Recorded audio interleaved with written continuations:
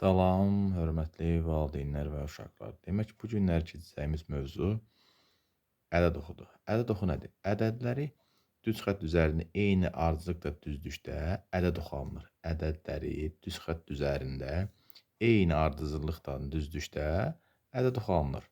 İndi biz öyrənəcəyik ədəd oxu üzərində irəliyə saymaq, bir də geriyə saymaq.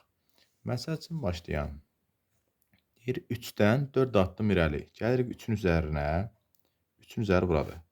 3-dən 4 addım irəli deyəndə, yəni 4 dəfə gedəcək ki, irəli. 1, 4-ün üstünə, 2, 3-ün 5-in üzərinə, 3, 6-nın üzərinə, 4, 7-nin üzərinə. Gəldi, elə cavab 7.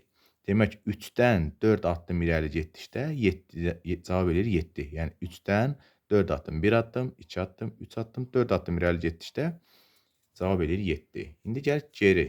Geri necə hesablanır? 8-dən deyir 5 addım geri. Gəlirik 8-in üzərinə toplama kimi qaydası ilə. Sadəcə orada irəli gedirdim, burada amma geriyə gedəcəyik.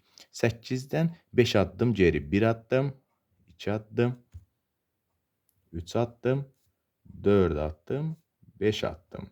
Cavab elədi 3. Demək, 8-dən də 3 addım geri getdikdə cavab edir 5. Yəni, addımla, toplamaqla da verilə bilər bu. Toplamaqla necə verilir? Məsələn, deyir, ədəd üzərində göstər, 3 üzərinə gəlsin 4.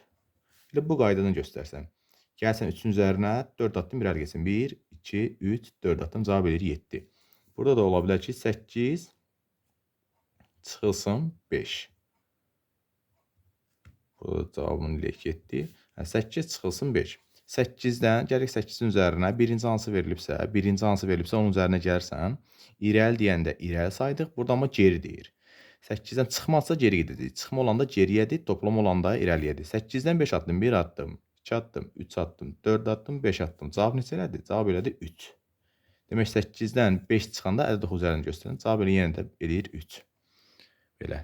Sağ olun, sağlıqla qalın inşallah.